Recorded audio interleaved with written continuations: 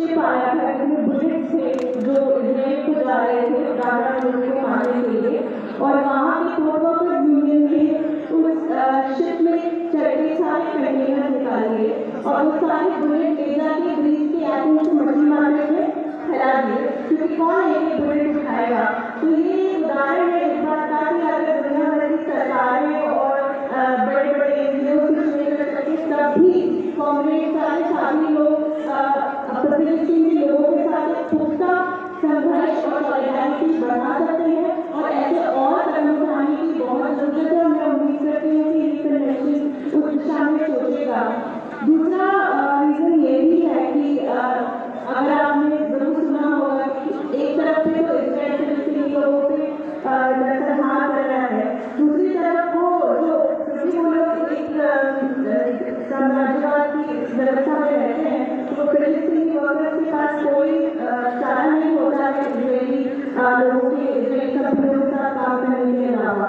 लेकिन इसके बाद भी इस वक्त उन्होंने क्योंकि लोगों को बंद कर रखा है अपने घरों में, तो वो हिंदुस्तान से वर्कर्स को लेके जा रहे हैं, जो हमारी सरकारें बहुत खुशी खुशी भेज रही हैं कि जाओ विदेश में काम करो। आज मैंने एक पर्चा देखा जहाँ ये कह रहे हैं कि हिंदू वर्कर्स को इजराइल में बुलाया जा रहा है, लेकिन जब ये वर्कर्स इजराइल पहुंचते हैं तो उनको बोला जाता है कि हम कंस्ट्रक्शन में उनको काम देंगे, लेकिन उनको कोई और काम दे दिया जाता है, उनके साथ रेसिज्म होता है, उनके साथ नस्लवाद होता है। एक बात की जिम्मेदारी हमारी सरकार को नहीं लेती है, वो सिर्फ वोटिंग और हम बेइज्जती बनाने लगे हैं, लेकिन ये नहीं सोच रहे कि हमारे साथियों को वहाँ पे एक वॉर जोन में भेजा जा रहा है, जैसे रशिया यूक्रेन में भेजा गया था, उनकी जिम्मेदारी कोई नहीं ले रहा है।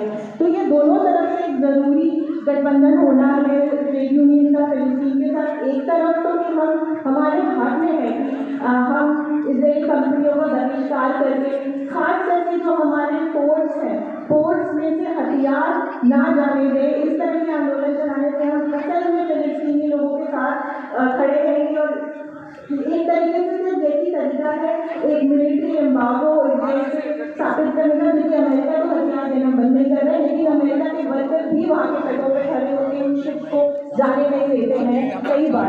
तो एक तो ये उदाहरण है, दूसरी तरफ ये भी है कि जहाँ पे एक समाज जैसे फिलिस्तीनी समाज जहाँ उनको दबाया जा रहा है, उनको दबाने के लिए जिस तरह से अंतर्राष्ट्रीय कानून का तो ध्वस्त किया जा रहा है। याद रखें कि अंतर्राष्ट्रीय कानून हमारे जैसे लोगों के लिए बना है जो एक आज़ादी के संघर्ष से लिखते हैं, तो अगर उनके लिए अंतर्राष्ट्रीय कानून खत्म होगा तो हम भी नहीं बचेंगे उसके आगे। तो इसको बचाने का काम हम सबका है, संयुक्त राष्ट्र को बचाने का काम हम सबका है। और इसलिए मैं आह्वान करती हूँ कि कांग्रेस जो बहुत अच्छा रेजोल्यूशन निकाला था, खास करके कंस्ट्रक्शन वर्कर्स यूनियन ने, तो उन्होंने कहा था कि हम जनता बहिष्कार करेंगे और हमने घरों से हथियार निकालने देंगे। अब मौका है उसे एक रियलिटी बनाने का, अब मौका है कि हम उसे इम्प्लीमेंट करें उस रेजोल्यूशन को, और साथ ही याद रखें कि ट्रेड यूनियन सॉलिडारिटी सारे संघर्षों के साथ जुड़ी हुई है। असली इंटरनेशनलिज्म जहाँ से शुरू होता है।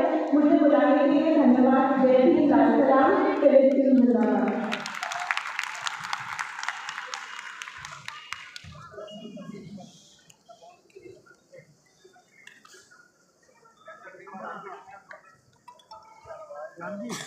नंबर बता भाई।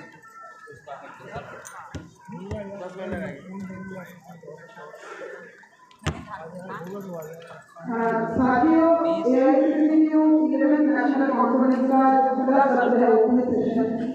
हमने इसके बारे में हिंदुस्तान हमारा मजदूरों का